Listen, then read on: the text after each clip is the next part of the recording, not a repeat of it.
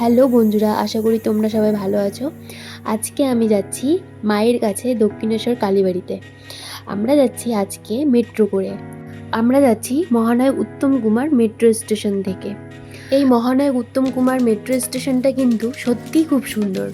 তোমরা নিজেরাই দেখো, চারিদিক মহানায়ক উত্তম কুমারের ছবি রয়েছে। সুন্দর সাজানো গোছানো চারিদিক, আমার দারুণ লেগেছে। প্রায় 8 বছর পর আমি ফার্স্ট টাইম মেট্রোতে উঠবো। 2016-তে আমি দিল্লিতে যখন গিয়েছিলাম তখন মেট্রোতে আমার ওঠা। তারপর কলকাতাতে এসে, যদিও আমার থার্ড টাইম কলকাতাতে আসা, কিন্তু আমার ফার্স্ট টাইম মেট্রোতে ওঠা। আমরা কিন্তু দক্ষিণেশ্বর যেহেতু যাব, সেহেতু দক্ষিণেশ্বর পর্যন্ত যে মেট্রোটা যায় আমরা সেটাই চেপে যাব, বলতে সেটাতে উঠবো।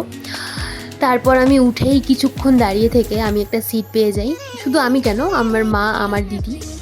তো যাই হোক, তারপর ভিতর থেকে বাইরের দৃশ্যটা দারুণ লাগছে। মাঝে মধ্যে আবার মাটির ভিতর দিয়ে যাওয়া, তো মানে ফার্স্ট টাইম আমার সত্যিই খুব ভালো লেগেছিল। সঙ্গে কথা বলতে বলতে কিন্তু আমরা নেমেই পড়লাম দক্ষিণেশ্বরের মেট্রো স্টেশনে। তোমরা দেখো, এই স্টেশনটাও খুব সুন্দর কারুকার্য। এই যে তোমরা রোডটা দেখতে পাচ্ছ, এটা কিন্তু হচ্ছে ফ্লাইওভার। এই রাস্তায় কিন্তু নিয়ে যাবে সোজা মায়ের মন্দিরের দরবারে। মাকে দর্শন করা, মাকে পুজো দেওয়া আমার অনেক দিনের ইচ্ছে ছিল। ফার্স্ট টাইম যখন আমি আসছিলাম তখন ওরমভাবে পুজো দেওয়া হয়নি, যদিও দিয়েছিলাম খুব তাড়াহুড়ো করে।